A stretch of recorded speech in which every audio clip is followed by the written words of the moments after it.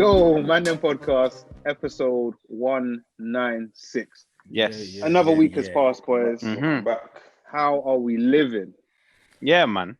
Good, man. Good. Good. Got some peppermint tea on the go, herbal Yeesh. remedies. Yeah, man. It's going to be a good day, man. You got honey in there? Come on. No. I'm kind of cut back on the that. sugar, man. I hear Cut you. back on the sugar, man. I hear you. The sun came out this week and it let me know that it's time, man. If you want to be looking your best, now's the time. Yeah, to put the work. yeah, at Now's these functions, at these events. Now's the last moment to put Let's the work go. Yeah, So that's it. peppermint tea, the sugar, we're cutting back on it. Carbs, we're cutting back. And we're just going to up the work rate, man. Yeah. We've been coasting a bit. But the sun let Today me looks know like that. today looks like a good day as well. Behind Richie, you can see that beaming through. Cutting through Yeah, the V-Lux. fam. I had to shut it. It was too bright, blood. Yeah. Bright. We got blue skies out tonight, man. Yeah, for Yeah, sure. man. Good. Yeah. It's good. Everyone's week's been good. Calm, man. Very, very busy week at work. So yeah, happy that the weekend's here, to be honest, just to get a couple days, chill, wake up with no alarm clock. Nice. Yeah, that's the one, man. Arsenal on tomorrow as well, smacking up certain teams. Let's Let's have it right, yeah. bro, come on, man. Europa League and that. Let's go, man. Cold. Yeah. What you lot saying? Yeah, good, man. Good week, man. Yeah, can't complain about this week. Got you, lad. I think the weather's definitely helped because my desk is facing near my window, so I can see outside. We can see the Yeah, reflections. so when I'm just seeing, like, when I'm just sitting there thinking, this day needs to end, man. I'm just looking out the window thinking there's promise on the other side of this. Yeah. And yeah, some other good things happening during the week. So yeah, man, it's been a good week for me. See, Les, you started your modelling career. Yeah, man. Hey. Yeah. Do you know? Dragging his feet with it. Do you know what? People have been hitting me up saying, when you gonna start? I said, just wait. There's a post coming that's really gonna kick it off. So I said, raw. That was mad. I was gonna make it my WhatsApp DP and that. It was crazy. yeah, man. It was The mad. career kicked off on Friday afternoon. So I said, Yeah. let's go, man. Let's really put this work in. Yeah. If you haven't seen it yet, get onto Les's Instagram page. Yeah. Crazy pic, man. And I'm sure there'll be more work to follow still. Oh yeah, there's definitely stuff in the tuck there waiting. It's in the pipeline. Things are scheduled to be posted. I think I got a meet and greet booked in sometime. In the pipeline. I met him green. Yeah. I'll check with my manager like after the pod. I said a meet and greet. Hey, signing posters. Yeah, of course. Love it. It's mad. Everyone's in good spirits, man. Yeah, man, it's good. It makes a difference, man. I think the I'm feeling good announcement, the announcement on Monday made the difference, you know. Oh, the long-awaited. Yeah. I think that The definitely- potential announcement. Yeah. Like it's still. I feel like everyone's married to it. That's still it's best case scenario, isn't it? Yeah. I mean, we'll see. I mean, hopefully, it's just some light, innit? It's some light. Yeah. Literally some Definitely light some light. at the end of this tunnel. So I get it, man. I get it. How's your week been, Rich? I've had a good week. Work-wise, it's been super busy, but it's just passed by. To be fair, for the most part, it's almost light when I'm finishing work now. I'm working from home. I've been working from. In fact, no, I went in on Wednesday actually, but just because. But it's been all right. It's been busy, but I escaped this week, so I'm feeling like a new man. I can't lie. Sun shining, everything's just falling in place. The stars are aligning. Give us the 411. What was the deal? How did it go? No previews, please, because we're not trying to get taken off the air. That's the sell, you know. That's the win. You said you need the evidence. That's the win, man. No, it was a good experience. I think I did it Thursday night. Yeah. Semi-randomly, I was like, I'm gonna do it at some point, innit? But like a man, I'm just like, I just had a moment of time. I was like, now's the time. Now's the time.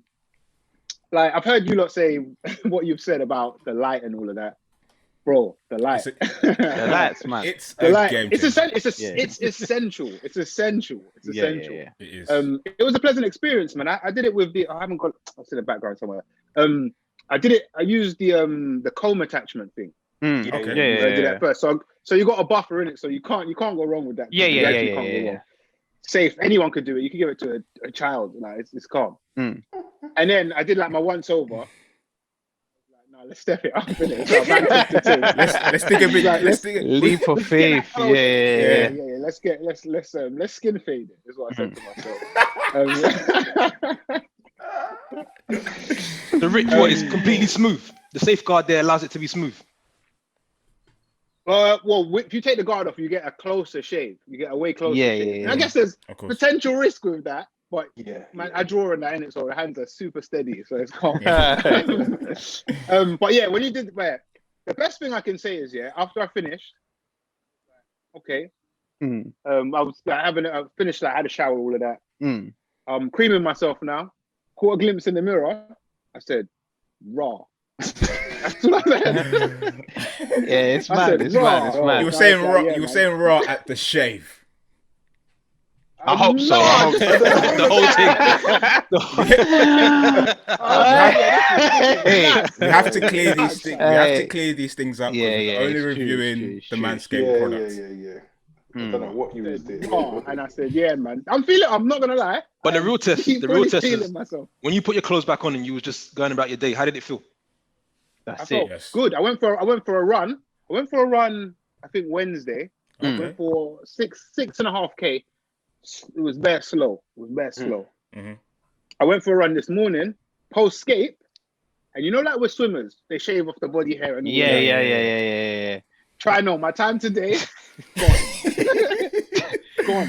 Man was bare aerodynamic. You say it's mad. Yeah, man. There's aerodynamic elements to it.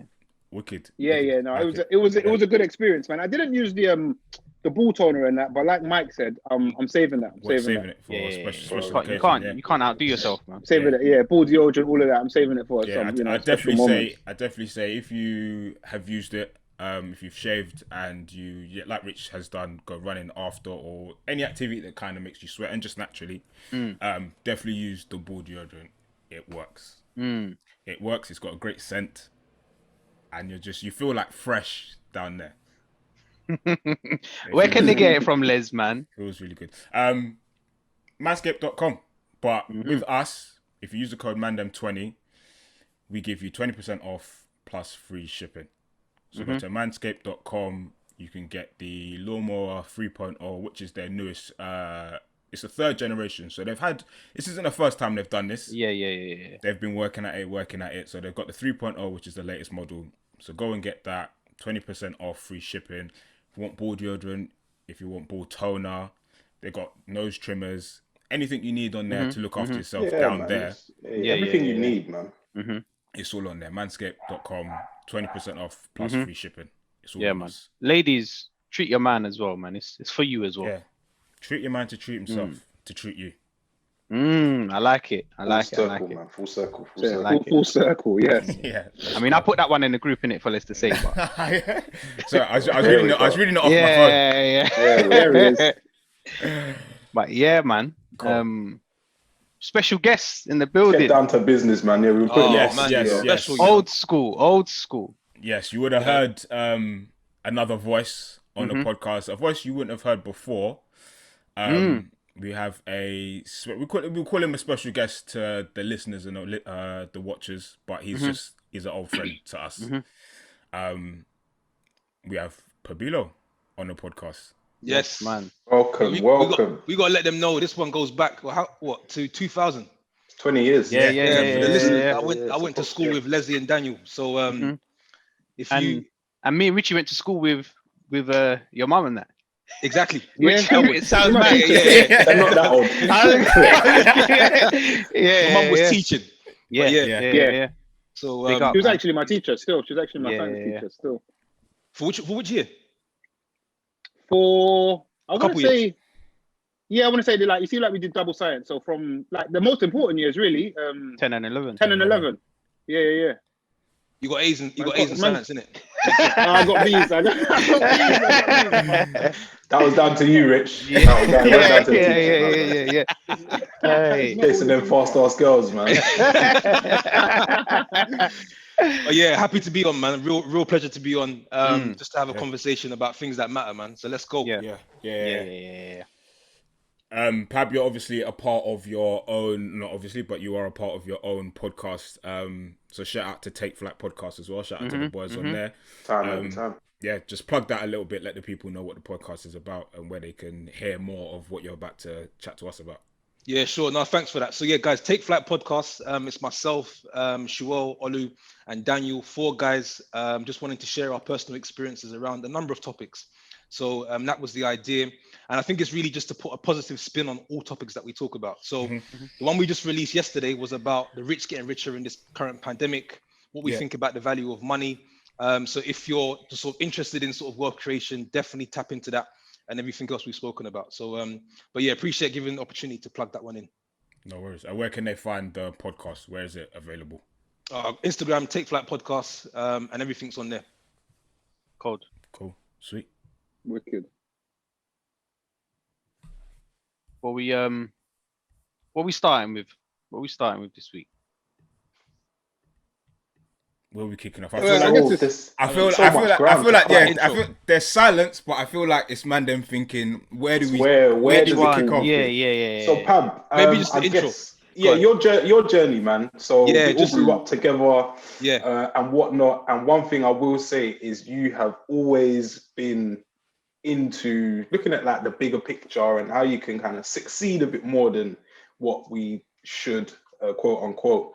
I'll never forget in the playground, go on, 20 plus years ago, we'd be talking money talk, and this is like money that's been given to you by your parents and that. But all you would ever say is, "Fam, I know you're gonna go. I'm just gonna remortgage and then we'll get more, and then we'll just remortgage." Like, I'll never forget. And I was like, "Bro, what's this remortgage?" I was just chatting. I think I just heard something. It sounded I was just talking.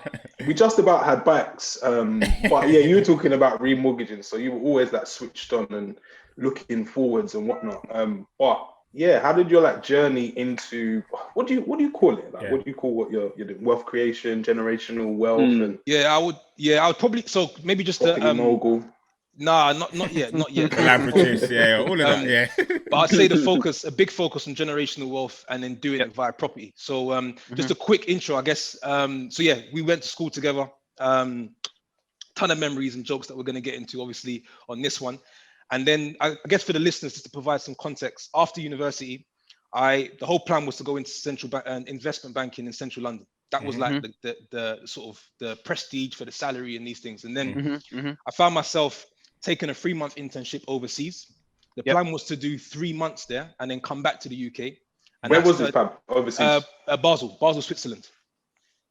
And then that turned into 8 years and counting. So I've been doing the overseas hustle, working corporate, still there.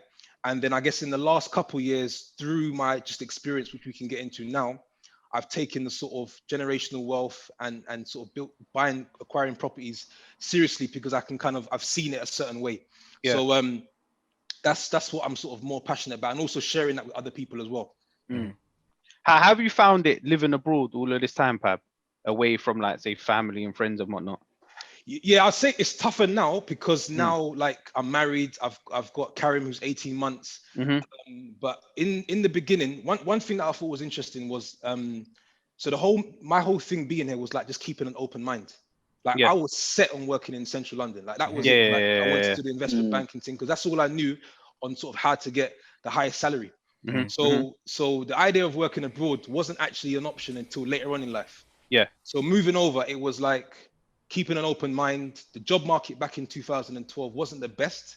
So when they said, look, we could offer you something here, I was like, it wasn't a plan, but let me just take it and see how it goes. So it was cool. It's tough. I think the one thing I realized the difference is it's living outside of home and having to find a way away from home can help and make a difference, because you're not in your comfort zone. You haven't got your friends and family around you, so you've got to figure it out. So for me, it was always like this. I don't want to return to the UK having not done well. I got to try and make this work. So I felt so for me, when I was abroad, it was almost like when you're not in your home country, you've got to like hustle. Mhm. You know what I'm trying to say? So there was just that element to it. But no, it's been good. It's been good. I think I've just tried to make it work. And then the idea is to do a couple more years here before returning back to the UK. Were there ever any times where you thought, this is long, man, I'm coming back home? There's a couple times, especially when I come back to the UK. Yeah. Okay. Right. I come back to the UK and then I'm tapping in with family and friends again. And I'm like, this is what you need, right? So it's this, but I guess it's that sort of, at the same time, I told Daniel this, like the formula's working being here. Yeah. From a saving standpoint and then trying to invest in assets. So as long as it's working, then I can bite the bullet. Yeah. If it wasn't working, then I'm wasting everybody's time. You know what I mean? So, but yeah, there's certainly a couple of times, and I think that's what makes it. I just say to myself, if you make it work, then it's worthwhile. So don't play games. Yeah, it's one of those ones. That's cold, man. So I've got something quickly. Your I guess your example there is, I guess, tied to like delayed gratification and whatnot. And like, I know you're a big supporter or proponent of that.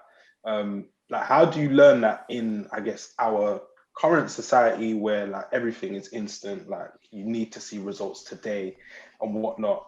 Because taking a risk, a calculated risk, across 10 years, that's like some risk, and you're going to miss out on certain things. But I guess you're so sure that it's going to work, or you're so sure that you're going to make it work. Like, how do you constantly stick to delayed gratification will work? I think it's like reverse engineering the process. So I used to ask myself, like, where do I want to be at 40? How do I want the lifestyle to look? At 40, I don't want to be struggling. I just felt like, in when I was like in my early days of my career, I felt like around that 37 to 40 age, I don't know what it was. I just felt that was a time where if you was married or not married, kids or no kids, that was a time where you wanted your situation to be set. So it was, what do I need to do to make sure that around that point, I'm set in what's relative to me? So I think the thing that helps me sort of say, nah, this is focus on the long term, is knowing that it gets harder. The journey gets harder as you go along, and making sure that it has to be set at a later stage. Otherwise, we're just repeating that cycle, which we can go into. So, and I just don't think it's worth it. I think like overdoing it today so that there's no future doesn't really make sense and add up. Do you get what I'm trying to say? In all terms. So that's kind of what helps the delay gratification, because it's also not easy as well. It's actually like, it can be painful at times. But then the thing that gets me back and course corrects me is saying, P, what do you want it to look like at 40? Don't mess that up. Right? Remember the goal, man. Remember the goal. If you lose sight of the goal, then you're gonna just blow the money today and say, cool. We're just turning up. I think I like that you said that bit, P, because I remember the last time I came to Switzerland, we spoke about mood boards. And I think we've spoken about it on the podcast as well. I think vision boards. Not mood boards. And I can't remember if you showed me mine, but you told me what was on it. And we've obviously spoken about it before and seen people. I think that you always see turn of the year, people always post sort of their vision boards and stuff. So I think, I guess as an activity to, like you said, to remember what you want it to look like at 40 or whatever age you choose to pick, something like a vision board will always sort of, you have a look at that, have it in your room, have it as your wallpaper on your laptop, on your phone, will always kind of, when you're thinking, let me just do this or do that, that's a good thing to get you back on track. The vision, man. The vision will keep you aligned and inspired, man, for sure. I don't think we dreamed enough when we were little. Do you know what I mean? I think this vision process, the vision board, we're just doing it. I've like started probably at the age of 28. It's way too late. So there's a lot. So I just think that the vision is the piece that keeps us anchored and centered towards, all right, cool. I can't like trick off my money or do something short term, which is definitely going to be fun, because that's going to a bigger play. Do you know what I mean? But one other thing I was just thinking as well. I actually think, Daniel, there will always be an element of, I think we will die with this sort of delayed gratification. I think you will always be doing it. The question is how much do you do of it? And it's kind of finding the right balance. Definitely something that I think I need to I don't know, adhere to probably a bit more. And I think, I guess wider society as well. because it takes time. It's not always glamorous. Yeah. But as you say, if you stay centered and focused on that, when you do reach that milestone, that point in the road, you can kind of be like, it was all worth it. But it's definitely something which I'm learning to do and telling my younger brothers and whatnot. That's what it's really about, man. For sure.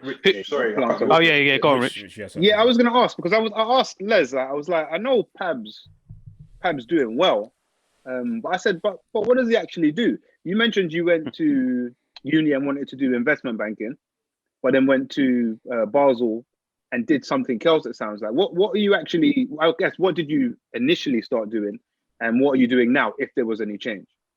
Yeah. So then I studied financial computing at university.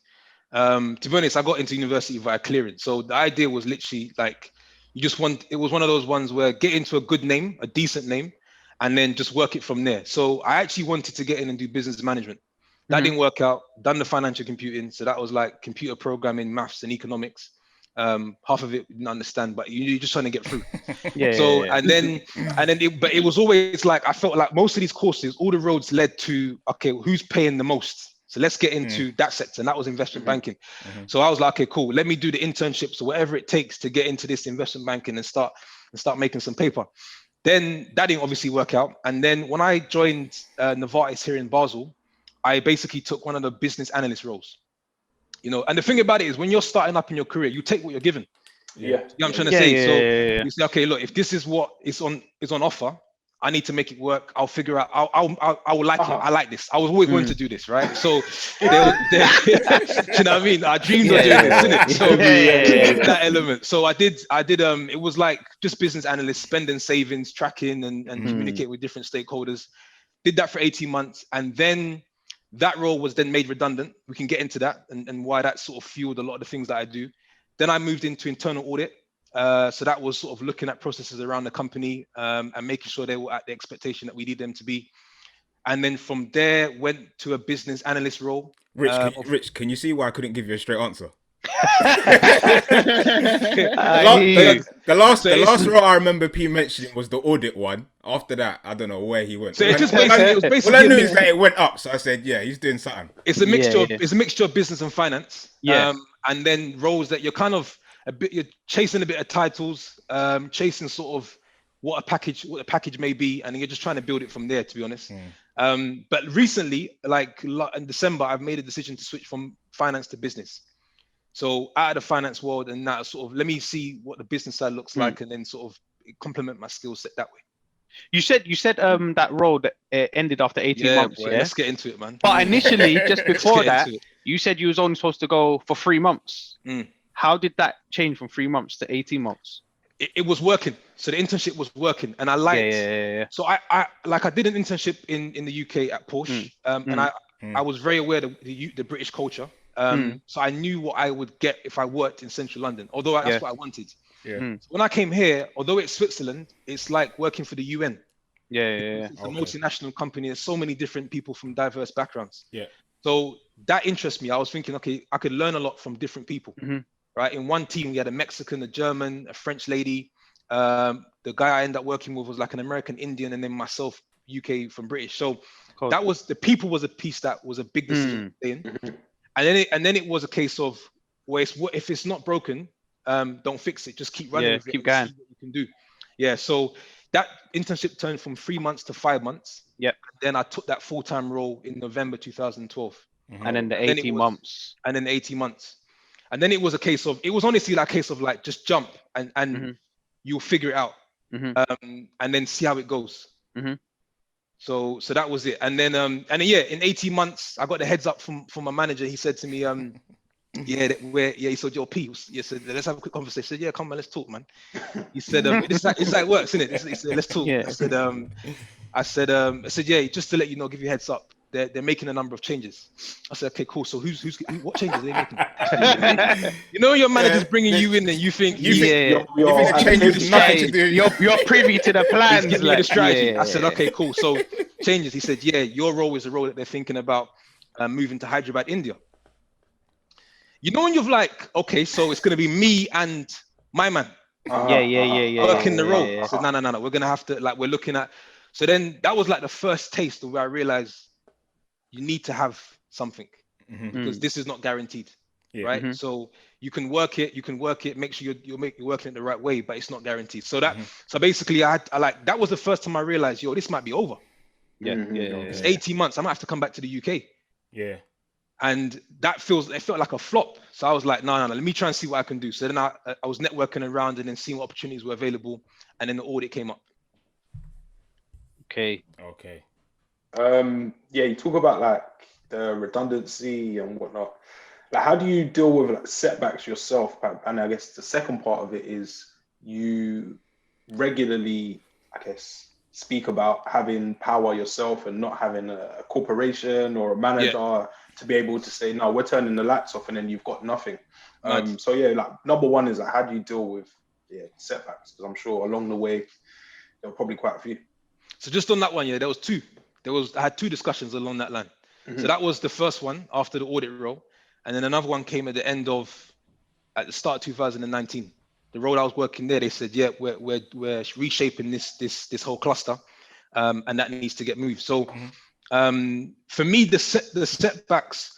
So in that last role I'm thinking about, there was a number of setbacks within that role, and it goes back to that conversation about the vision. The only thing that gives me fuel to keep going or reminds me of what we're doing is telling myself this is what you're working towards. Because what I find in that moment is that whatever the bigger picture is, it makes whatever the setback is feel very minor. And I don't feel so into it. Do you see what I'm trying to say? But if I just sort of focus on the setback, it feels like, it's all done. Like it's everything. I have no more energy. Like this run is coming to an end. So I've kind of learned that over my experience, which is be like super clear on what the vision is. And not just from a wealth standpoint, family, friends, and everything, right? And whenever it starts to get a bit tough, tap into that. Start writing down, start journaling, and then that helps. And then the second part is just you have to just get back up and go to work. Do you know what I mean? That's just really honestly what it is. So a combination of the two helps. But yeah, on the thinking about building our own. I feel like, so this is obviously deep on so many levels. I feel like we weren't told enough of this growing up, right? And so I think like we have to go through it as an individual to realize what does it actually mean. So I felt like I had to taste what it looks like, what it feels like, to know why it's important to start thinking about building something on the side.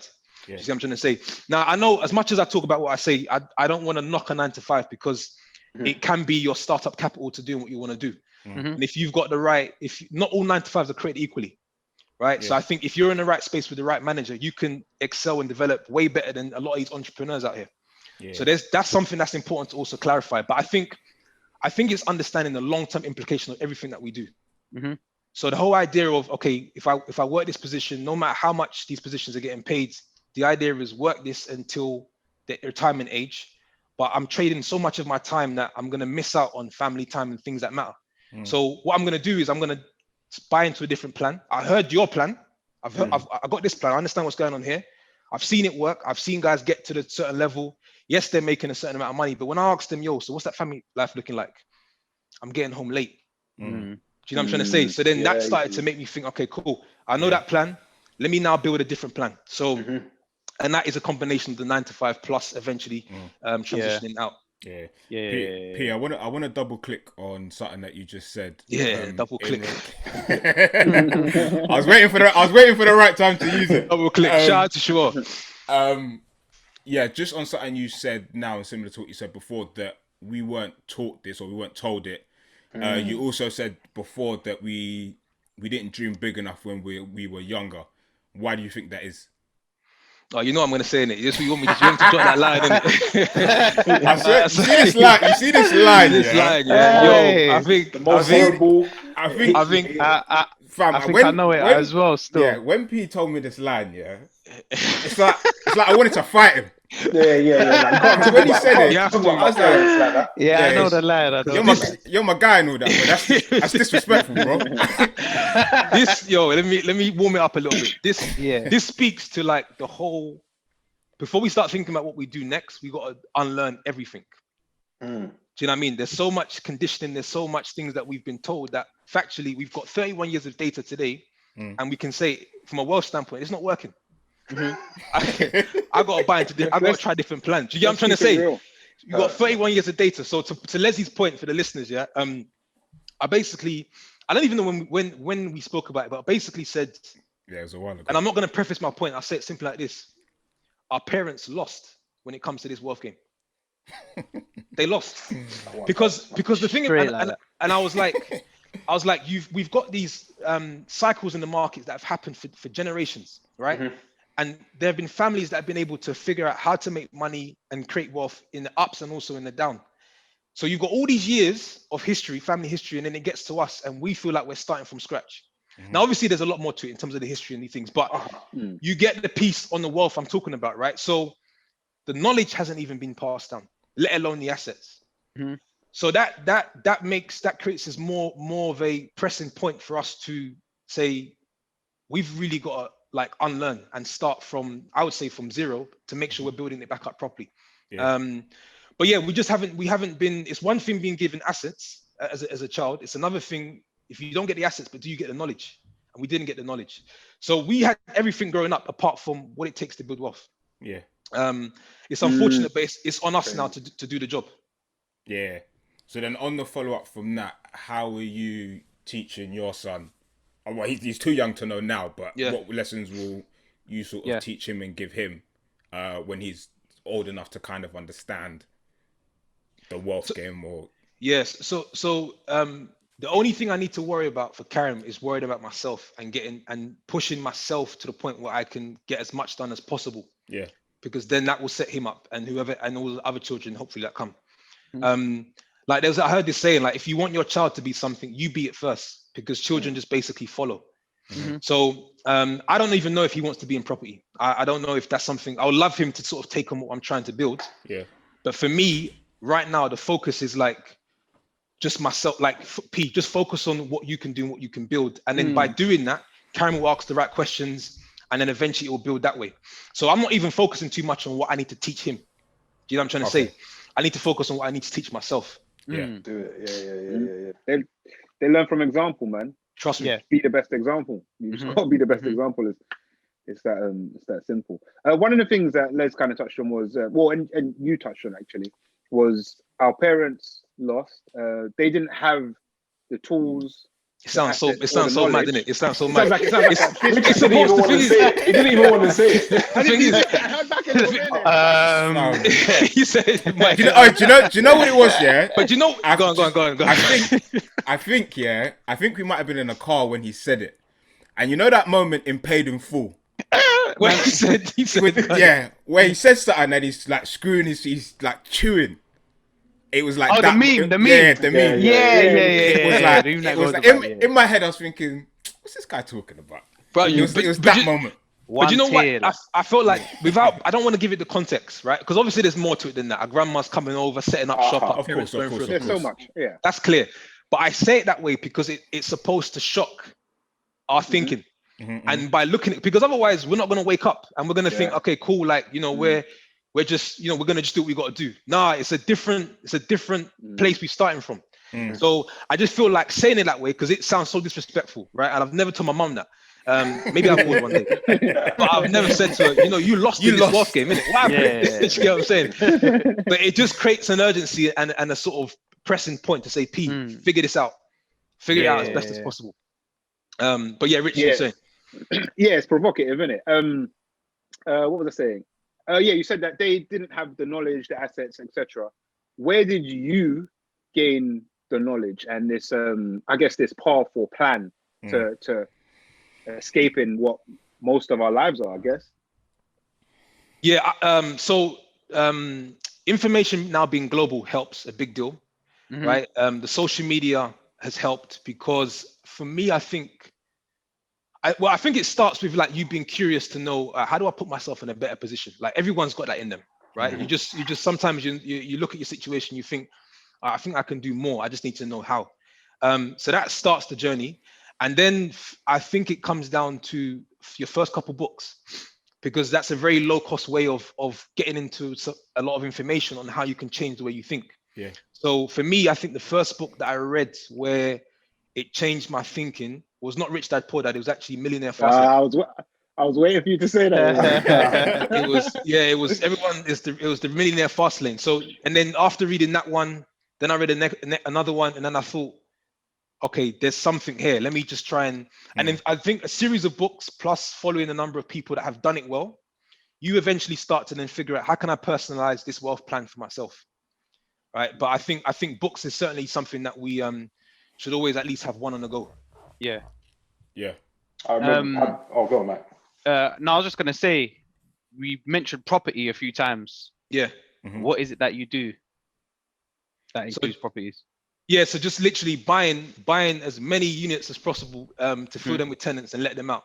Couple of things on this property thing. One of the things I actually wanted to mention on this is, I don't know, it's not spoken about enough. Like I think a couple of things. One, there's always been this element of standing outside a building or a property and thinking, raw, imagine owning that. Like we've all had that thought, right? In school, you're running past these terrace houses and thinking that would be like kind of cool to own this, right? So that's in us a little bit. And then kind of just looking at the game from a worldview standpoint, I thought to myself, if you've got a UK passport, you've got a huge opportunity to create wealth in the UK market. Yeah, you said this to me a couple times. The game ain't set up the same way in other countries. Like in Switzerland, they don't allow you to take on a certain level of debt because it's based on your income. In the UK, you can basically get as much debt as much money you can put down. So it doesn't work here. You wouldn't necessarily buy it the same way in Dubai. That market you can't maybe trust for a long-term standpoint. So then it makes you think about the UK as it's structured, the island. It's not getting any bigger. We've got a housing shortage. What that basically speaks to is the opportunity for us. So just tapping into this, I was thinking to myself, like, this is a great way, a long-term way. It's been done in the past. You don't have to reinvent the wheel. Just do what has been done and put your name on it, right? And then have those income streams coming to you. I'm not interested in doing anything new. This ain't startup talk. This ain't, I've got a new idea. This is those red bricks, terrace houses. It worked for you. I want it to work for me. So that's kind of where my mind is a lot of the times to start, like, or let's say the why going into it. But going back to the original question, the plan is literally we've got a number that we're working towards in terms of how much is our lifestyle based on. Then it's basically buying a number of properties to ensure that those properties are producing income to get to that number. So that's basically the sort of the next 4.5 year plan or the sprint. Yeah, I see a lot more goes into it as well. I see you doing your video. Just videos about like the snagging and all of that. I see man looking at like skirting boards a certain way. And so So I really think it's there are a number of ways to create this wealth. But property is one of those ones where it's real, it's tangible, you can see it, you can touch it, you can feel it. It's there. There have been buildings that have been in North London, South London, they've been there for years. And they're not going anywhere. There have been companies that have come and gone. I like the idea of buying something that's there and it's not going to be moved, right? So, and then if we figure out a way to sort of lock it up, then it can just last for hundreds of years. So that's kind of the thinking going into it. And then it really started with the education. So the educations will open the doors up to understanding, because there's so many strategies within property, right? And so I said, okay, I need something that's passive for me because I'm overseas, and also for it to be passive. So, but yeah, we can get into those strategies or thing. Daniel was going to say something. So I guess you rely on, or you see property as the way to get to your goal and financial freedom.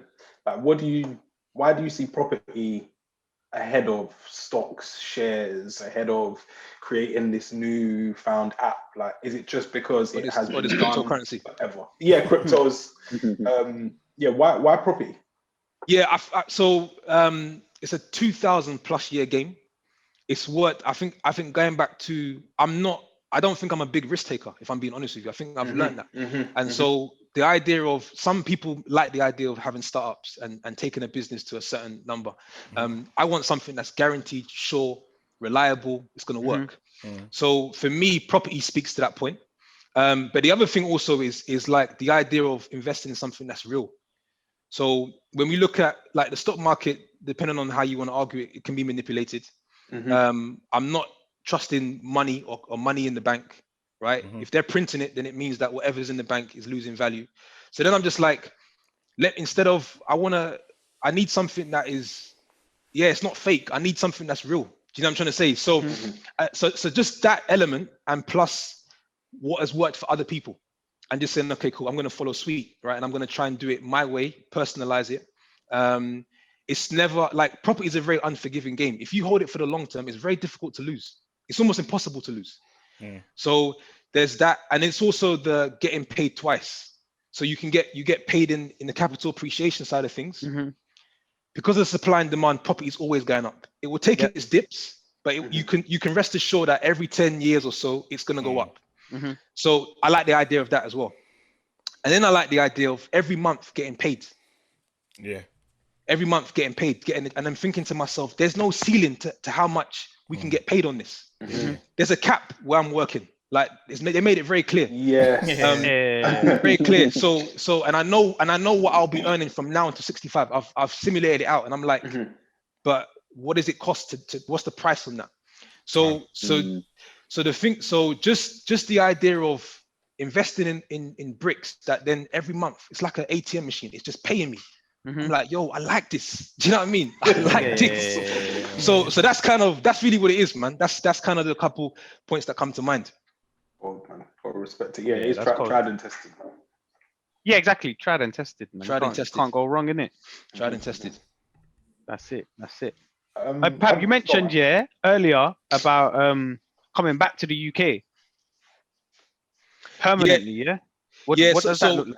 So I think that's driven by family.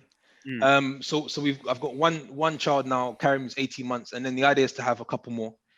But now, so I think that was really the whole plan. Maybe I didn't really know it, which was to come here, do my sprint, make the most of it, and then I don't feel like I've done. One of the times I've been thinking to myself, I could have taken this career around the world, but I was like, where's the meaning in that? If you don't bring it back to home, bring it back to the family in what you're doing, then was it worth it? Right. So I think recently, probably in getting married and having a child, I've been looking at things maybe from a family structure standpoint and thinking what makes sense that way. When it was me by myself, I was like, I could go to Canada right now, take a position there. So it's this idea of moving back. And I think by that point, we'll have a sizable portfolio where I want to be on the ground. Then I think I can also do more as well. And also like the family structure, getting others to play the game as well. My brothers, my mum, where they're playing. So I think it's making sure that that makes sense, right? So the overseas is, I think, has an expiry date, and I think it should have an expiry date. You said you just mentioned now about seeing things from, I guess, a family standpoint. To go back a few years, we know the story, but for the listeners, you didn't always. So your wife now didn't always live with you in Switzerland. How was it when you went over there? I guess in terms of building and keeping a relationship, and then when she came over, how was it for her to kind of, because she always understood the plan and knew what it was because you'd been together for years. But how was it getting her like on board with where you're trying to take? I love that question. So two things: one, what it was like, and then two, kind of what it was like to convince her. So I think the only reason why it worked is because we had a couple years. I think we were probably like 5 or 6 years in. So that foundation allowed her to put some trust in what I was doing. If we were together for a year and I left, I don't think we'll be together. Because you can't expect no girl to be like, you're going over there. All right, cool. You're going. I can't even see what you're doing. It's supposed to work out. We just got together. It's long. So I think that was a big help, like having a foundation. But then the other thing, and I think this is the piece that is key when you've got a girlfriend or a spouse in building this generational wealth, is convincing your spouse like where we're trying to go. Because for them, what they smell is risk. They also smell like, so does that mean that we're not going to be able to afford the mortgage? What is that? That's how they see it. So it's one of the things that I think is overlooked and not discussed enough is your ability to influence your spouse and say to her, listen, there's a plan. I haven't got the full details of it, but I think this can work for us. Right. And I was saying this before I even got the first property in Switzerland. Trust me on this one, babe. I can make this work, right? Based on how much I'm earning, the opportunities, the network. If I put this to work, this will help. So they're still not invested. They're still like, all right, cool. Right. But it can just help. So I feel like that played a big part in the journey over the last 8 years. Yeah. It's just convincing. And I even got to do it now, right? Because it's every year you're trying to take on maybe more risk for more return, more reward. And it's just getting them to say, look, we're getting there. Yeah. Yeah, cold. That's cold, man. Cool. I guess if you really want to succeed, and I guess have someone to bounce your ideas off of and someone to support you. Yeah, you do need a good partner, whether that be a romantic partner or business partner, friend. But that's it's so cool to see. And that's for me. If they're not on it, it ain't happening. Yeah. You can get that education, you can get that mentor investment. If they're not feeling it, it's not happening. You know, there's that saying like you're the average of the 5 people you spend your time with. And I was saying to the other day, I was like, forget that. Like the first person I'm spending time with is you. Right? Before I get to my friends. So if we're not singing from the same hymn sheet and we're not working together on what we think makes sense, then it's just not going to work. So that spouse piece is key. After how long did she join you, Pab? Yeah, so she joined me in 2000. Too long, if you ask her. Very honest here, to be very honest with you, and she doesn't even.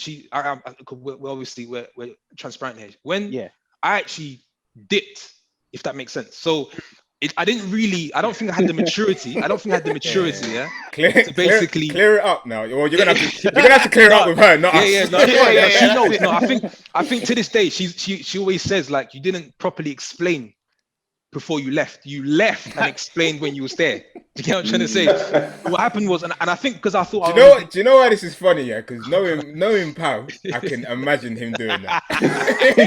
Not in a bad way. Yeah, not in a bad way, but saying, "Yo, I'm going to Switzerland tomorrow." I think it was the full-time position. That's what it was. I think it was.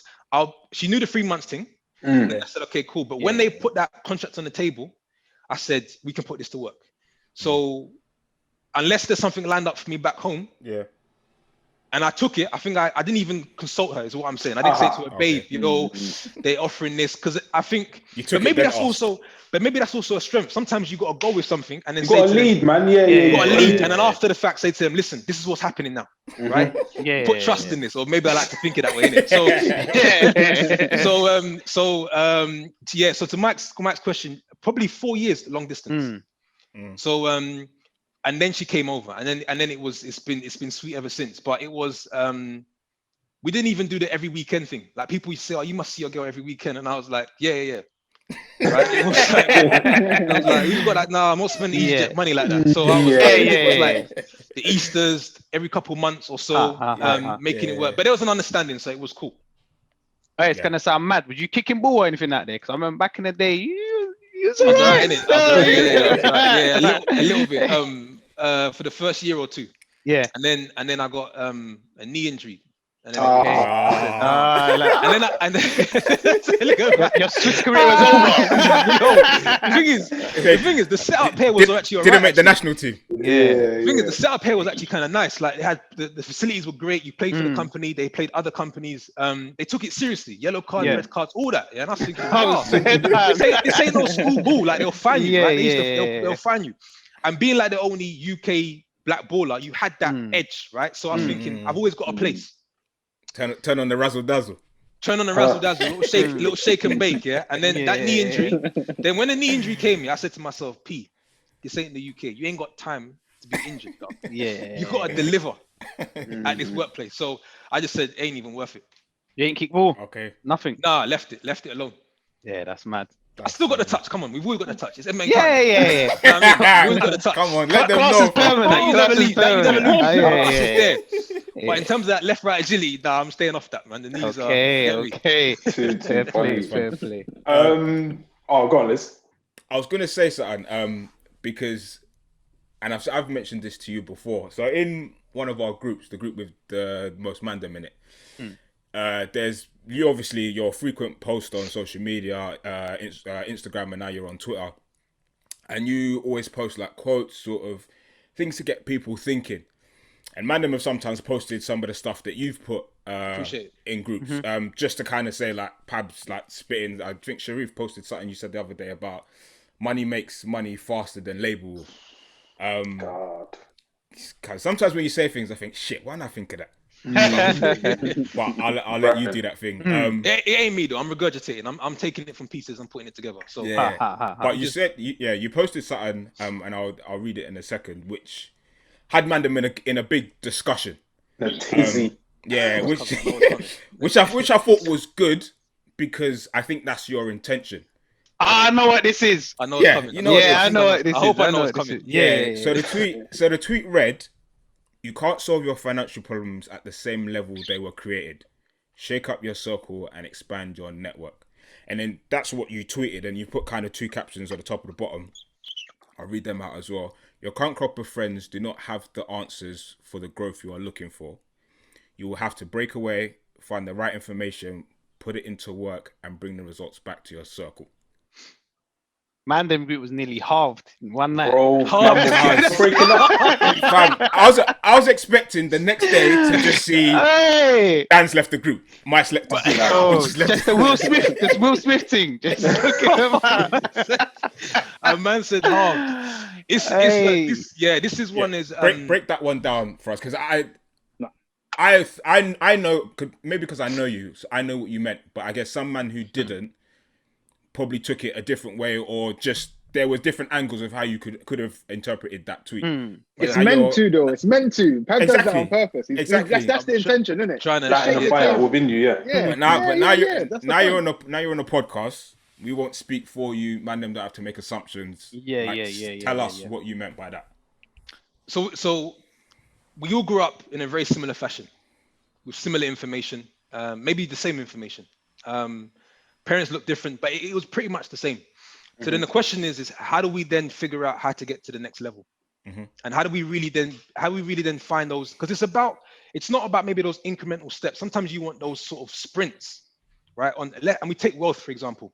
So we all have the same information. So how are we going to help each other? And that's really what it comes down to. So it's this, where sometimes we're so loyal to our pack that we're not even realizing that we may need to sort of look outside of our pack, right? Create new relationships, go to new places, and then get new information and bring it back. Your pack is your pack. That will never change. Right? But to think that, and you will always have your power base, and you need your power base, because those new relationships won't be what you've got. Right? So your power base is what you grow with. But in order for the rising boat to float, for the rising tide to float all boats, you need new information. And what you have to ask yourself is, how much new information are we bringing in that's really making us think differently as a group? You know what I'm trying to say? So that's really, and I know this quote, I've kind of lived it myself. Going overseas, that is basically a little bit of what it looks like. That may be on the extreme end, but by doing that, I've picked up things along my journey that I brought back to you, Les, and we've discussed, right? And we're then obviously figuring out how we can then partner up and move forward. But there is an element of, everyone can do it in a different way, but you have to be very conscious of the fact that we all have the same information, right? And this is information that we've had conditioned over years. So it's not going to be changed overnight. It's not going to be, okay, we just go to, 2020 is our year. We're all thinking differently. We've really got to start thinking about new books, new relationships. And that's thinking outside of the group, right? So that's kind of what it speaks to. People do it in different ways, but I definitely think, if I just take wealth, for example, in order to sort of make that difference, you need to get new information, new access to do, and that's kind of what it speaks to. Yeah. We started off talking about coming out. Agree with you more. Yeah, coming out of your comfort zone, and it's all part 100%. Of that, isn't it? We don't like it. You weren't saying drop your friends out, never come back, go be rich on your own. No. This is not because who? No, the thing is, and also with that as well, who wants to be on top by themselves is dead. Myth. Dead. Yeah, Do you know what I'm trying to say? And so you don't want that either. Although sometimes you may be thinking, is that what it looks like? That's not what you want. But it's this not feeling bad or guilty that I'm gonna say, for example, let's say the man them say, okay, cool, we're doing something. I can't. I'm gonna go and do this event or this association. That may be part of it. So having those discussions where it feels a little bit awkward to say, nah, not in this one right now, catch me in the next one because I'm doing something. Yeah. And I don't think we're doing that enough to really shake up the knowledge and information. So the question we need to be asking ourselves is who's bringing new information to the table, and how frequent is that information coming? Yeah, man. It's a good question still. But it's cold that you've cleared it up. Yeah. There's without doubt the people who taking offense and worrying about friendship groups being broken up. Cleared it up because comes back to bringing the information back and coming home to your power base, and then I guess elevating as a whole, as you say, because being at the top by yourself, it doesn't seem great. It might help your ego a bit for a while, but I guess it's about sharing and everyone rising together. The other thing I add, maybe it's a bit, maybe it might sound a bit harsh, but it's also the truth as well. Not everyone's invited, but not everyone's gonna go. Run out. Everyone's invited, but not everyone's gonna go. Yeah. Okay. Yeah. Right. So along the journey, there will be some people that are not committed to that personal growth. They're not committed to wanting to be better. So it's on you to decide what you're gonna do. Are you gonna hold on to that luggage, or you're actually gonna say, no, I need to fly? So that's maybe more the extreme part. But again, it comes down to what price you want to pay, right? In order to get the level of success you're looking for. So but we have to ask ourselves these questions. Yeah. No, I hear you totally. I respect it. I guess there is like a massive focus on wealth alone. I guess for those that don't want to come, I guess there can still be some sort of fulfillment. But then I think, what you are saying, because there is a part of me which understands that some people might not want to come to the party, and you might not want to grind and read this book and save this much, and that is okay. So I do see that side, but I think if you want to improve quality of life for yourself and those around you, then it's probably it's a price worth paying. I'd also say, go on, Rich. I was gonna say if those friendships are like, I'd say real, then them people ain't really going anywhere anyway. True. Yeah. Do you know what I mean? They ain't really going nowhere. We might go in different directions in various manners of life, but if we're actually friends, I can shout you anytime, or I can come link you. Like, it's gonna. I wouldn't say I'm not. Me personally, I'm not worried about that, because I feel like a lot of my friendships or those links they're genuine. Solid, so go do your thing, man. Sure. You make it seem easy. Yes. For listeners who want to start their journey, possibly working a 9 to 5, and I guess we know people in terms of pay and whatnot, these aren't the greatest. This isn't the greatest era to be living in. But like, what are some tips or some angles that you can work in order to maybe get you on that property ladder? Because as we know, living in London as well, especially, there's a big London-centric focus. But I know you've taken a step back and looked further afield. But some tips to kind of assist people in maybe getting their foot on this property ladder. Yeah, 100%. I mean, and I like the fact that I'm repping the 9 to 5 and the crew that's working the 9 to 5 and building on the side, because I think that's an interesting part of the journey. The first step, I think, for us, if let's say if somebody was starting today, I think you have to commit to unlearning what you think you know about wealth and money. Like everything that you've been told, don't talk to strangers. Money doesn't grow on trees. Don't tell people how much you earn. Don't tell people your next move. Unlearn all that. Because the wealthy people, they have conversations about these things, right? So I think the first piece is, because if we then think, okay, no, I'm going to just start learning new information, you have to get rid of what's in there, and that's not really working. So unlearn all of the things that we've been told, and then commit to education. The biggest mistake is thinking that education ends when we finish school. The education piece not only helps us to build it, but helps us to keep it. So that's the piece that if you have zero money right now, or don't have, let's say a deposit to put into property, the best thing is just basically commit to the education, because that in itself will give you the confidence, the self-esteem, and the understanding of knowing, okay, how am I going to navigate once I do come into capital?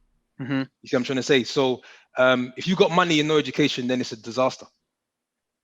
So that's why it should. And for me, my journey started to change in property in terms of acquiring more units once I got the education. Before that, it's kind of whatever you think you see, you're going to apply.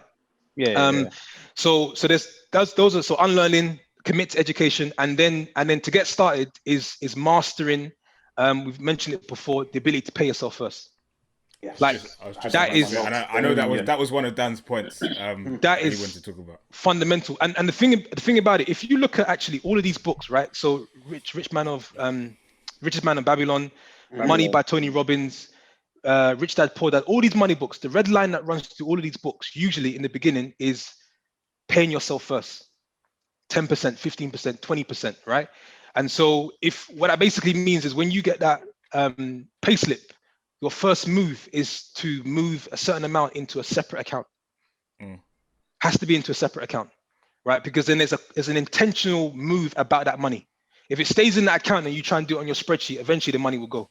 Yeah. Right. It will just get swallowed up with all the other spending. So, and then what that does is it starts to build a nest, right? And then the thing that's important to understand, although that's the start, it doesn't actually create the wealth.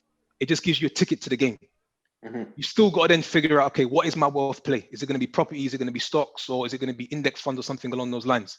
But you need to at least have something, right, to start with. So that's how I started. That's how I've seen many people start their journey, paying themselves first, getting yourself then that first property from your own deposit. And then things start to open up. You get new information. You start to figure out how I can get access to capital, not use my capital as much. But that comes later. Right? So it's kind of respecting the steps it is to get to the process. So unlearn, educate, and pay yourself first.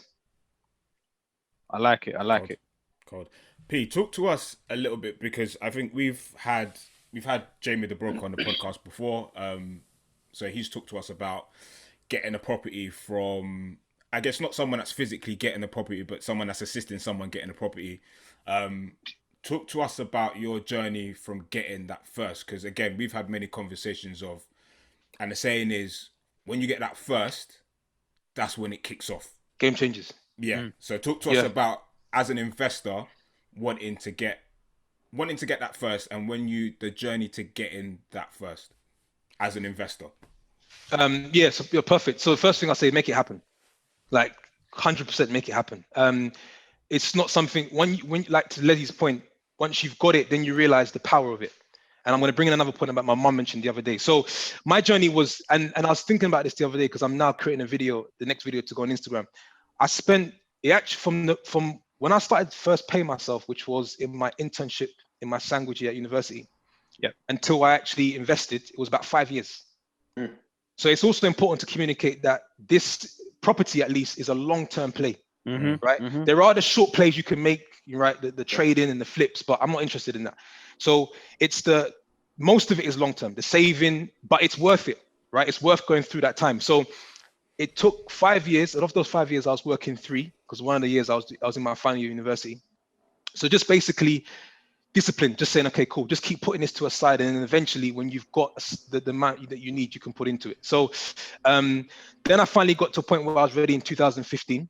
And then I started looking in East London, started looking at Rightmove, I think that one of the best things you can do is get recommendations from people, right? So Jamie the Broker is a great person to speak to on lending, right? Speak to someone that has already got 1 or 2, because I think that can then help to sort of alleviate a lot of the doubts and fears you may have. So just tap into people and leverage other people. Yeah. So information. Exactly. So then why should you invest in East London versus South London? That person can tell you why, right? So started looking on Rightmove, as you do. Started to understand with my mortgage broker what I could afford. Started to then look at how much I had and monitoring that every single day. And then I just started the process of going through the bidding, right? So you put offers in. I wasn't negotiating. I was kind of giving them near the asking price, because I was like, I just want it. Get it, right? So you're doing all of these things.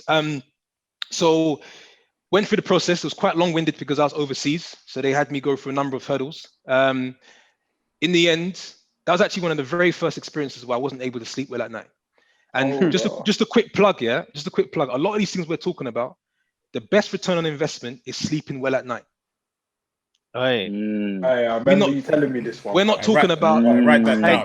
I talk on it. Mandem, listen in it. There was one that process, because when I was overseas, they kind of said the problem I had was I was based in Switzerland. My UK address was North London. I didn't know this, but I used an accountant from Norwich, and my mortgage broker was based in Portsmouth. So for a bank and a lender, that's basically money fraud. I didn't know at the time. Everyone's scratching their heads. So what's going on there? maybe one recommendation, is try and get everything at least in one town. Do you know what I'm trying to say? Right. So that was happening. So I went through a process where I thought I won't get the lending, and I'm gonna have something on my file. At least for 2 days, I'm not talking about like you can't sleep. I'm talking about couldn't sleep. Not sleeping. I couldn't sleep. And then I realized after that process, sleeping is the return on investment, because there is no percentage on that. So something definitely for us to keep in mind. Then I went through the process, acquired a property, and then got sort of, again, family to help out, a close friend to help out with sort of putting a tenant in. And when that first rent dropped, I said to myself, bro, okay. Like, because you need to see it in your account to believe it. You know what I'm trying to say? You got to see the money to think, I've just now found another way to get paid from not working. Right? I knew other people were doing it and they were successful, but it's now worked for me. To you. And then next month, guy pays again. And then next month, he pays again. And he's been paying every month for 5 years. And he don't really know you. He don't. No. I've been there 4 times to the property. And I think this is the thing about the unlearning. The biggest misconception, that we believe growing up is we think we have to work to make money. If you think you've got to work to make money, you work for the rest of your life. Until you find out that the rich, they don't work for money, they work for assets. You get what I'm trying to say? So and then the assets work for them. That's it. So that was like, that's why I say make it happen, because when that first rent drops into the account, then no one can tell you anything anymore. Right? You recommended it. I saw this guy, like, it came into your HSBC account. Bam. It's working now. It's working. You know what I'm trying to say? Drops, and then you can use that. Like, it was £250 net. Cover your phone bill, cover your food shopping. You're good. I didn't have to work for this. Same again next month. Same again next month. So that was kind of I think the realization came when that rent dropped. Yeah. That's cold, man. Pete, am I right in saying that those the first 5 years of you when you were doing your internship, you were saving what you were earning, and that was just on that? There was no other other sources of income. It was just that. Just that. So before I quickly plug into that, I just wanted to actually just go back to the deal for a second, because there's one, because now I've had it for 5 years. Now I can talk to the wealth part of it. So when I purchased it, right, there was this, I spoke earlier in the podcast about getting paid 2 ways. The way I'm getting is obviously the monthly rent, but the other way is then the capital appreciation. So I bought this property for 240,000 in 2015. It's now safe to say between 290 and 300, right? So you've got the capital appreciation that way. But this is the magic or the beauty. So because it's a residential mortgage, which means the capital and interest is being paid down, the debt has gone down over time, right? And then the tenant is paying down that debt, not me. So the difference between the debt and the price is basically the equity, and now I have access to that I didn't have before. You see what I'm trying to say? So if I just leave that then and just hold it for the long term, that keeps doing the same thing, just widening the gap. Piggy bank, man. Straight. So for me, I believe those are our real banks, not the HSB and Santander's. These properties are the banks. These postcodes are our real banks, because your deposit's growing over time, which is what it should do, right? And then that deposit is paying interest, which is the rent each month. You know what I'm trying to say? So versus putting your money in an account and then they're not even giving you anything, but they're making money off your money, and every month and every year you're losing on inflation. That don't even make sense. Do you know what I mean? So the wealth play is that equity piece as well, because then you can refinance using money to then go buy more properties. So that's why it's like this doesn't have to be your main play, but it should be where some of your money goes. 100%. But let's to your question. It was. I shared a story on my very first experience paying myself first. This was a bit of a funny one. It was the internship. So second year of university, I'm now preparing to now work an internship. Now, mind you, around this time, internships are paying £15,000 gross. So I'm thinking to myself, okay, cool. 15,000 minus NI and a bit of tax. I can definitely walk away after that year with 10,000 and then spend the difference. I'm set. Like I can then take that into my final year and then start now building, right? So most of them are 15,000. The banks were paying a lot more, but they weren't looking out for me. So 15, they weren't checking for me. So 15,000. I remember when I got to the final stages of the Porsche interview, and then they said, yeah, we want to offer you. I said, okay, cool. So I'll come back for the assessment or whatever the assessment center. They projected the number on the board. And he goes, our package, and the lady Claire presented it as if it was the bad boy deal. She goes, our package is going to be like £11,176. For a year of work. Yeah. Bro, I said, how am I going to make this plan work? Yeah. I'm trying to get 10 out of this, and you're giving me 11. So 11. I don't even get taxed because it's not even that much. It's just above minimum wage. So I said, I still got to do it though.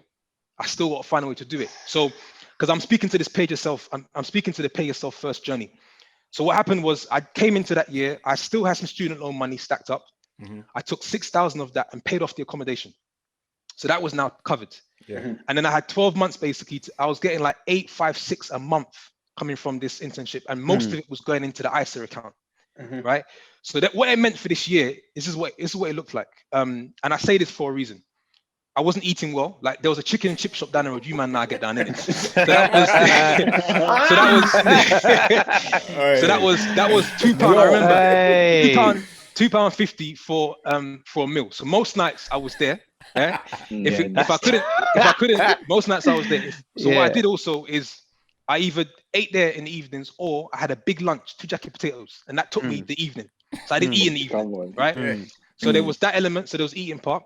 To go back on the weekends, I said, Lauren, you're gonna have to foot this petrol bill because I'm putting together this nest egg, right? So I don't have money to give you for petrol or anything like that. So she would drive, pick me up, we'll go back together. Domino's and Fanta was on her. You know the story from the wedding, right? So she was covering that.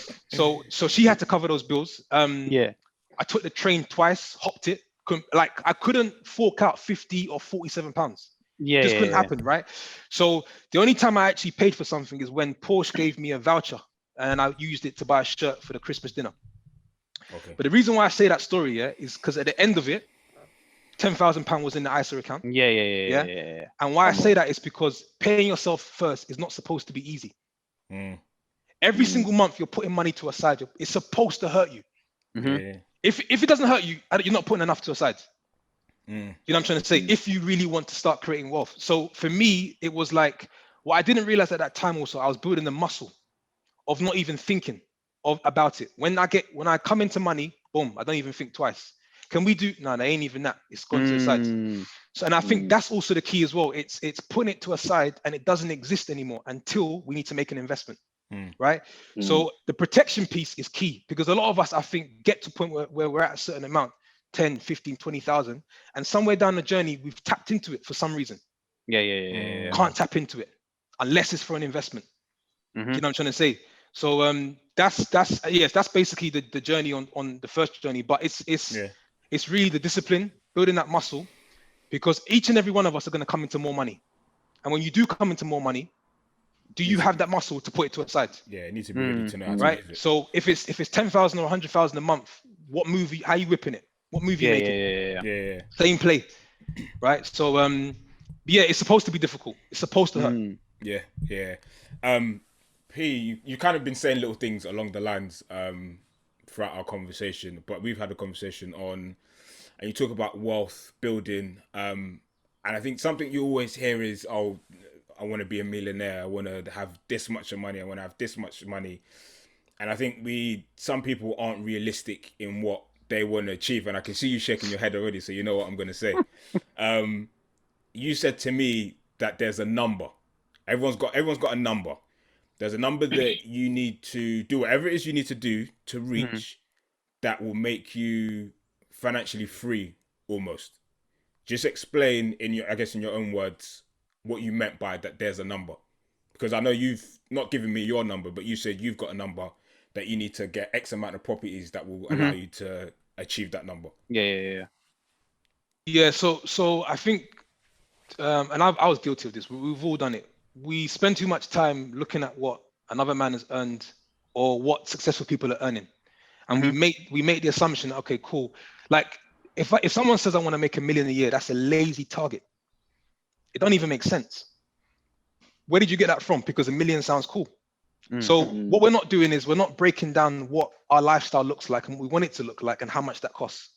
So like any round number is lazy. It just sounds cool. Do you know what I'm trying to say? It made you feel good that day, but you don't really want that. That's not really, it's not also, you don't need that to be where you want to be or be happy or be content and be fulfilled. So the exercise that I learned was that, you know, build out the lifestyle that you want to look, and not the one in 20 years time, the one in 5 years time, right? So have that vision board, as we were saying, but then the magic behind the vision board is calculate every single thing on that vision board in terms of how much it costs. And what you'll find usually is that it's a lot less than what you thought you needed in order to live that life. And then you basically work on what it is that you need to do to get there, right? So it's, and it's not, and the other piece that I've learned recently is once you secure that freedom, you're not even interested about the numbers. That freedom piece there is something else, right? You're not, all of a sudden now you stop chasing or you stop thinking about, I need to make it. Nah, the freedom is what you protect. So, but yeah, just quickly on that one, it's vision board, but then calculate the cost of the vision board. Right. For some people, it might be £4,000 a month, but that's what you've done is you've personalized it for you, and that's perfect. Because the more you focus on the next man's paycheck, you never help yourself. Do you get what I'm trying to say? And you're always going to be thinking, well, okay, you're moving the goalpost too much, which I've done too many times. So now it's fixed. This is what it is, right? And I know when we get here, because it's the schooling, it's the cars, it's the house, it's this. Like, I'm good. Do you know what I'm trying to say? So calculate the cost of the vision board. Yeah, sick, because I know, again, we've had conversations, and I remember on your wedding day, we had a Bentley for the day. And we was driving around mad in that car, crazy whip. But again, to go back to there's a number, I can't remember the price of the car, but you'd worked out what you needed to do, or like, let's say how many units you needed to fund this car. So how many monthly payments you needed to fund this car. And I think I'd never looked at it that way, but when you broke it down that way, it made a lot of sense. And it also made things seem not as expensive as they are. So when we look at Bentleys or Ferraris, we see the six figures or plus, and we think that's all one payment. But these things obviously have monthly payments. So how much do I need to invest in Bitcoin, stocks and shares, ISAs, property that would allow me to fund that? So if I need 450, 500, a grand, 6, whatever coming in, how many of what it is that I need to get this money from do I need? Then it makes things a little bit more tangible and reachable. So I just need to do that to be able to drive this Bentley. I need to do that to afford this type house. So yes, I thought that was a sick way of putting it. That's the architecture piece. Somebody put me on that one. You know, he said we've heard it, right? Have every asset pay for a liability. And then in property, what it looks like is actually physically looking at the properties and saying 1, 2, 3, 4 cover the food. 5, 6, 7, 8 cover the car. And it's like designing a life in that way, right? And putting yourself in a position where you're living for free. As I mentioned before, like the mistake is thinking we need to work to make money. So living for free is possible. Like it's people are doing it, it's happening, and that's where we need to be. Because once then you're in that space of freedom, then you can go and create the impact that you're thinking about and have a much more, I think, meaningful. Not that it's not meaningful already, but you've then got the time to control your calendar and do things maybe that you wouldn't have the time to do before. So right, and I guess that goes back to like just adjusting the way you think, revising things that we've been taught over and over again. That thing about working to make money. That's just a good point, and it'll strike a chord with a lot of people. And it's good that you say you mentioned the calendar. I just think one thing that always hits me is like when you're in this 9 to 5 setting where you have to say, "Oh, can I request some days off?" That's what we want to be moving away for, or something but in the long term, you probably want to be moving, or asking, can I go to my child's sports day or the nativity play? Stuff like that. Always, and like, that speaks something inside. and that speaks to the. So this is the one of the ways that one of the things that maybe another point that will hit the finance people that are working. I said to myself, I never want to come home from work, and my son or my children. This before I had Karen, and my children asked me, Dad, why was you late from work? And I said to him, it's because I was trying to reconcile cell B2 with C7. That don't even make sense. You know what I'm trying to say?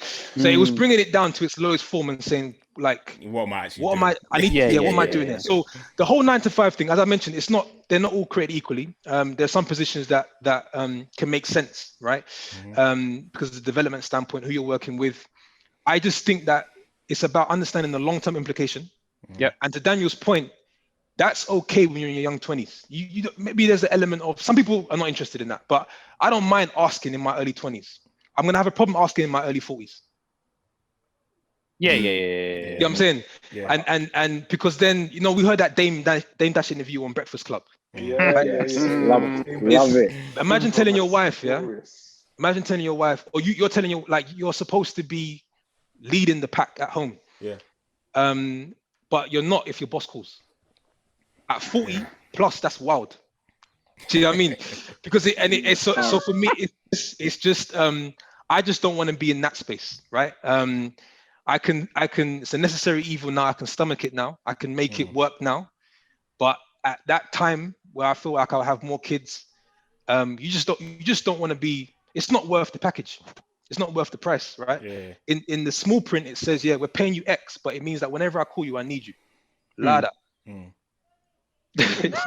So it's and also you have to ask yourself, is that your life's work, right? From a bigger question, right? So I said to myself, at the end of all this is done, do I just want to be known for just some finance person that provided, reports and helped move a bit of business? Surely there's more to me than that.